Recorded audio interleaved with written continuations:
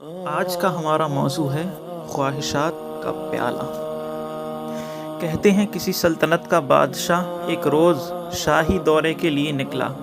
واپسی پر محل کے قریب اسے ایک فقیر نظر آیا جو ایک سائیڈ پر بے نیاز بیٹھا تھا۔ بادشاہ نے کہا، بابا تمہیں جو چاہیے مجھے بتاؤ، میں دوں گا۔ یہ سن کر فقیر کی ہنسی نکل گئی۔ بادشاہ نے کچھ سختی سے پوچھا، اس میں ہنسنے والی کیا بات ہے؟ اپنی خواہش بتاؤ، میں تمہیں ابھی مالا مال کر دوں گا۔ فقیر نے کہا، بادشاہ سلامت، آفر تو آپ ایسے کر رہے ہیں جیسے میری ہر خواہش پوری کر سکتے ہیں۔ اب بادشاہ نے بے رحمی سے کہا، بے شک، آخر میں بادشاہ ہوں۔ فقیر نے اپنی جھولی سے ایک کشکول نکالا اور کہا، اگر آپ کو اپنی دولت پر اتنا ہی ناز ہے تو اس پیالے کو بھر دیجیے۔ بادشاہ نے حیرت سے کشکول کو دیکھا اور سیاہ رنگ کا عام سا لکڑی کا خالی پیالہ تھا۔ اس نے اشارے سے ایک وزیر کو قریب بلایا اور حکم دیا، اس پیالے کو سونے کی اشرفیوں سے بھر دو۔ یہ فقیر بھی کیا یاد کرے گا کہ کیسے شقی بادشاہ سے اس کا پالا پڑا تھا۔ وزیر نے حکم کی تعمیل میں کمر سے بندھی اشرفیوں کی تھیلی کھولی اور پیالے میں خالی کر دی۔ سونے کے سکے پیالے میں گرے اور فوراً غائب ہو گئے۔ وزیر نے حیرت سے پیالے میں جھانکا، پھر ایک اور تھیلی کھولی اور پیالے میں ڈال دی۔ اس بار بھی سکے غائب ہو گئے۔ بادشاہ کے اشارے پر وزیر نے سپاہیوں کو بھیجا کہ محل میں رکھی اشرفیوں کی کچھ تھیلیاں لے آئیں۔ وہ تھیلیاں بھی ختم ہو گئیں، مگر پیالہ ویسے کا ویسا ہی خالی ہی رہا۔ یہ ماجرا دیکھ کر بادشاہ نے خزانے سے قیمتی موتیوں سے بھری ایک بوری منگوائی، وہ بھی خالی ہو گئی۔ اب کی بار بادشاہ کا چہرہ سرخ ہو گیا۔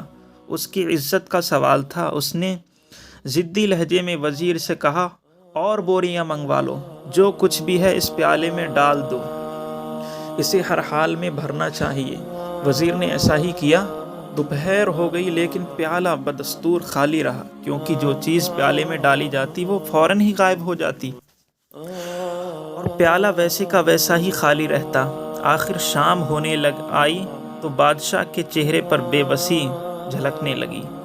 اس نے آگے بڑھ کر فقیر کا ہاتھ تھام لیا، نظریں جھکا کر اس سے معافی مانگی اور کہنے لگا، اے میرے درویش، اب تم ہی بتاؤ کہ اس پیالے میں ایسا کیا راز ہے جو یہ بھرتا ہی نہیں؟ فقیر نے سنجیدگی سے جواب دیا، اس میں کوئی خاص راز کی بات نہیں ہے۔ دراصل یہ پیالہ انسانی خواہشات سے بنا ہے۔ انسان کی خواہشات کبھی پوری نہیں ہو سکتی، جتنا چاہو ڈال دو۔ خواہشات اور تمناؤں کا پیالہ ہمیشہ خالی رہتا ہے، ہمیشہ مزید کی طلب میں رہتا ہے۔ محترم قارئین اکرام، اس اسٹوری کے پیالے کی طرح ہماری خواہشات کا پیالہ بھی نہیں بھرتا۔ خواہشات پوری کرنے کے چکر میں ہم اپنی صحت، وقت اور دولت تک گنوا بیٹھتے ہیں، لیکن ایک خواہش پوری ہوتی ہے تو چار نئی خواہش پیدا ہو چکی ہوتی ہیں۔ پھر بچپن میں خواہشات اور انداز کی جوانی میں خواہشات کچھ اور طرح کے، جبکہ بڑھاپے میں ہماری خواہشات کسی اور لیول کی ہوتی ہیں۔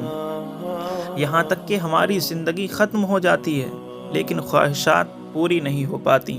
یاد رکھیے، خواہشات کی دنیا بڑی وسیع ہے۔ ہمیں شہرت چاہیے تو ایسی کہ اگر آج ہمارے محلے والے ہمیں جانتے پہچانتے ہیں تو خواہش ہوتی ہے کہ سارے شہر میں ہمارا ڈنکا بجے، شہر والوں کی حد تک شہرت مل جائے تو صوبائی پھر ملکی بلکہ بین الاقوامی طور پر مشہور ہونے کی خواہش جاگتی ہے۔ خود کیسے بھی کام کر کے اگر شہرت نہ ملے تو اپنا آپ بگاڑ کر خطرناک جان لیوا جگہوں پر سیلفی بنانے جیسے منفی کام کر کے مشہور ہونے کی کوشش کی جاتی ہے۔ اس کے لیے میڈیا اور سوشل میڈیا کا بھرپور سہارا لیا جاتا ہے اور خود کو یہ کہہ کر منا لیا جاتا ہے، بدنام اگر ہوں گے تو کیا، نام بھی تو ہوگا۔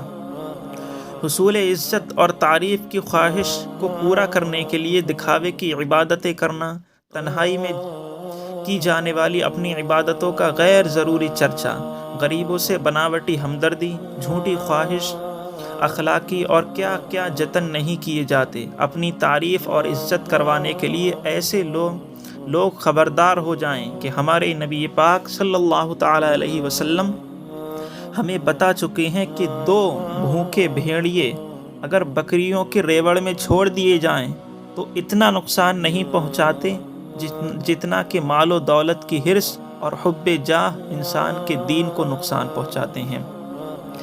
پھر بعضوں کو مال و دولت جمع کرنے کی ایسی خواہش ہوتی ہے کہ بالفرض انہیں قارون کا خزانہ بھی دیا جائے تو جی نہ بھرے، مال کمانے کے لیے حرام حلال کا معیار چھوڑنا پڑے، کسی کا حق مارنا پڑے، کسی کی زمین پر قبضہ کرنا پڑے، فراڈ کرنا پڑے تو یہ بھی کر گزرتے ہیں۔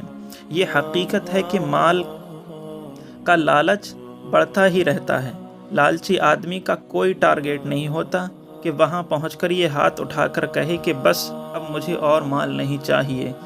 اس حقیقت کو بیان کرتے ہوئے رسول اکرم صلی اللہ تعالی علیہ وسلم نے فرمایا، جو ابن آدم کی عمر بڑھتی ہے اس کے ساتھ 2 چیزیں بھی بڑھتی ہیں، ایک مال کی محبت اور ایک لمبی عمر کی خواہش۔ آرام و آسائش، نئے ماڈل کی مہنگی گاڑیاں، نئے ڈیزائن کے عالیشان بنگلوز، قیمتی کپڑوں پر مشتمل بیڈ رومز، روزانہ چٹپٹے مرغن کھانے بھی ہمارے خواہشات کا حصہ ہوتے ہیں۔ کسی کا پہلے شوق ہوتا ہے کہ میں موبائل لے لوں، لیکن موبائل لیتا ہے تو اس سے سوچتا ہے اینڈرائڈ فون لے لوں، اینڈرائڈ لیتا ہے تو سوچتا ہے میں آئی فون لے لوں۔ اہم اور قابل غور بات یہ ہے کہ ہماری اکثر خواہشات ہماری مالی حیثیت کے مطابق نہیں ہوتی۔ اس کے لیے پہلے قرض کے بکھیڑوں میں پڑا جاتا ہے، پھر جب قرض مانگنے سے نہیں ملتا تو نوبت یہاں تک پہنچ جاتی ہے کہ حلال طریقے سے ہو یا حرام ذریعے سے بس ہماری خواہشات پوری ہونی چاہیے۔ آخر انسان اپنی خواہشات کے جال میں پھنس کر رہ جاتا ہے، یہاں تک کہ اس کی زندگی اسی مکڑی کی طرح ختم ہو جاتی ہے جو اپنے ہی بنے ہوئے جال میں پھنس کر دم توڑ دیتی ہے۔ غور کیجئے، جس انسان کی نظر میں دنیاوی خواہشات پوری کرنا ہی سب کچھ ہو، وہ آخرت میں کامیابی کی خواہش پر کیوں توجہ دے گا؟ اس کی گفتگو، اس کی منصوبہ بندی، اس کے تعلقات کی بنیاد صرف اور صرف دنیاوی زندگی کے لیے ہوگی۔ ہمارے حقیقی خیر خواہ، ہمارے مکی مدنی آقا صلی اللہ تعالی علیہ وسلم نے ہمیں بہت پہلے نصیحت فرما دی تھی کہ اللہ کی پناہ مانگو ایسی خواہش سے جو عیب میں ڈال دے، اور ایسی خواہش سے جو دوسری خواہش میں ڈال دے، اور بے فائدہ چیز کی خواہش سے۔ چنانچہ ہمیں چاہیے کہ ہم سب سے پہلے اپنی خواہشات کا جائزہ لے کہ وہ شرعی اعتبار سے جائز ہیں یا ناجائز۔ ناجائز خواہشات کو تو فوری طور پر چھوڑ دیں، اور جائز خواہشات کو پوری کرنے میں بھی خیال رہے کہ اللہ و رسول کے کسی حکم کو توڑنا نہ پڑے، کسی بندے کی حق تلفی نہ ہو، اور آخرت میں پریشانی کا سبب نہ بنے۔ اللہ پاک ہمیں اپنی رضا والے کام کرنے کی توفیق عطا فرمائے۔ آمین بجاہ النبی الامین صلی اللہ تعالی علیہ وسلم۔